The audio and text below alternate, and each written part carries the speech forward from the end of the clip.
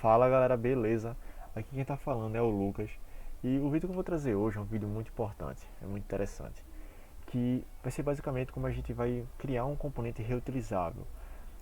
No vídeo de hoje vai ser um input, mais precisamente. Mas pode ser os conhecimentos que forem adquiridos nesse vídeo pode ser aplicado para qualquer tipo de componente em sua aplicação.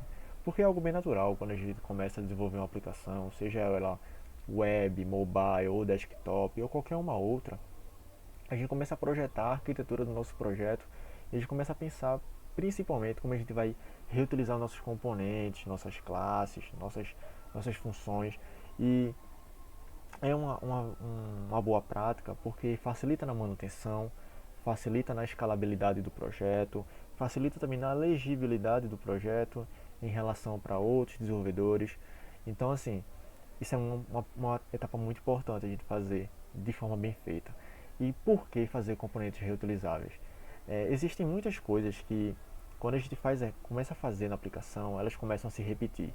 E repetição sempre é um parâmetro para a gente dizer: olha, eu acho que provavelmente eu estou fazendo errado. Porque quando a gente está repetindo muito alguma coisa, alguma atividade ou alguma rotina em nosso projeto, é porque existe uma grande chance de a gente estar fazendo isso de forma errada. E o conceito de reutilização é justamente a gente evitar isso, a gente evitar essa repetição desnecessária de atributos que poderiam estar de uma forma que eles podem ser acessados em outras instâncias desse componente e a gente só muda aquilo que realmente é necessário e faz sentido para aquele contexto que ele está inserido. E sem mais delongas, sem mais enrolação, vamos botar a mão no código, botar a mão na massa.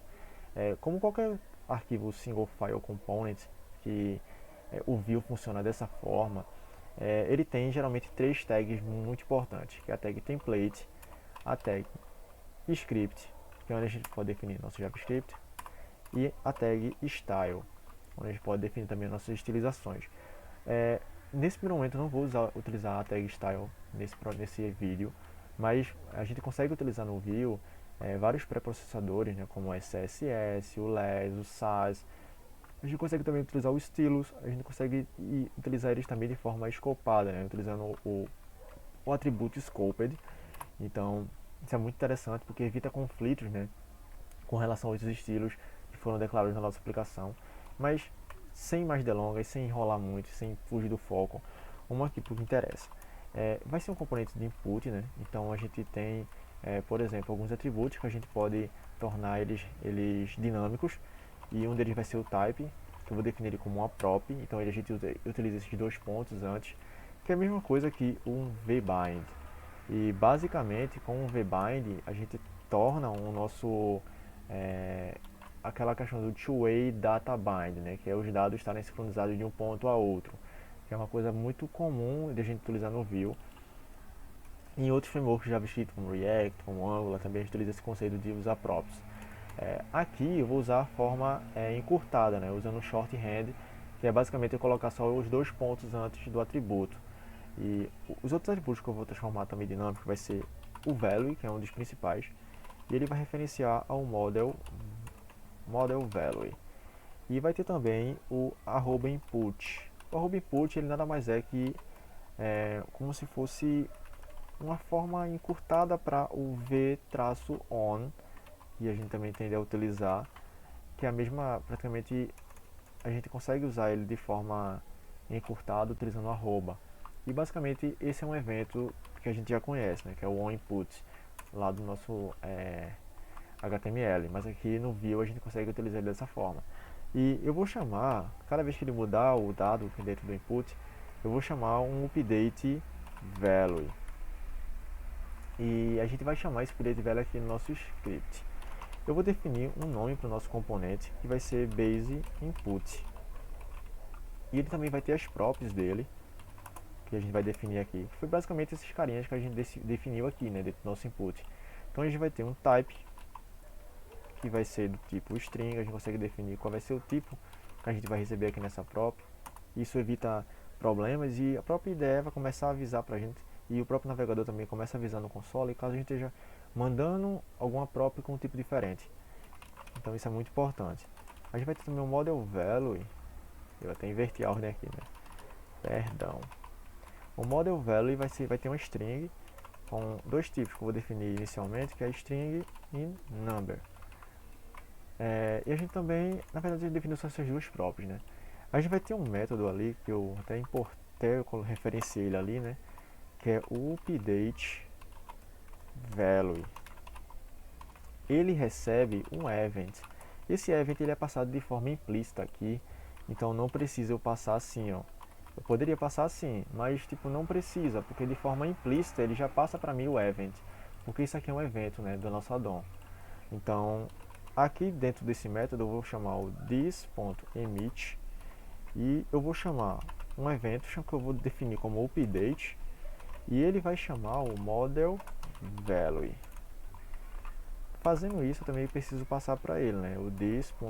Na verdade, aqui eu passo só o event, que é o que eu estou recebendo aqui como parâmetro, e eu passo o event.target.value. Então, toda vez que toda vez que esse input receber um valor novo, ele vai disparar esse valor e vai atualizar aqui nosso componente. E você deve estar se perguntando como é que a gente pode utilizar esse componente agora, Lucas. Muito simples. Eu tenho um arquivo aqui que é basicamente esse arquivo que está aqui, né? Tem uma logo do Vue e tem aqui a frase criando um input reutilizável.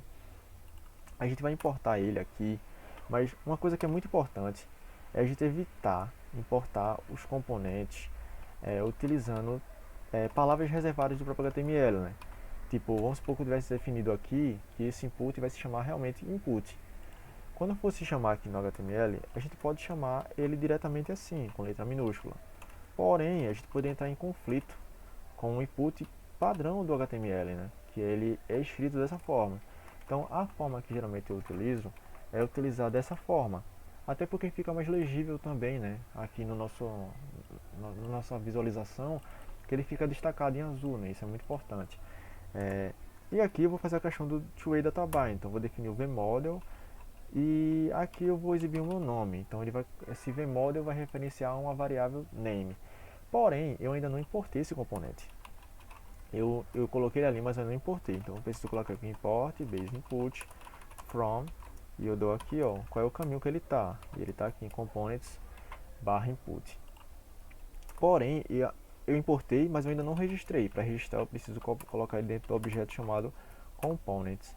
E aqui eu registro ele chamando base input. Agora a gente vai fazer a parte de jogar esses dados do nosso JavaScript para o nosso HTML. E o Vue 3 ele está utilizando essa abstração que é o setup, né? Antes a gente definia um objeto data, um object chamado methods, tudo mais. Mas aqui a gente consegue fazer o setup e a gente consegue passar, né, todos esses dados para o nosso HTML através do setup. A forma que eu vou fazer aqui é utilizando isso aqui, o const data, ele vai receber um reactive, que é uma das formas da gente criar reatividade na versão 3 do Vue, e ele vai ter um atributo chamado name que eu vou colocar inicialmente como Lucas. Mas assim ele não vai ser acessível ainda, porque eu preciso dar um return nesse dado.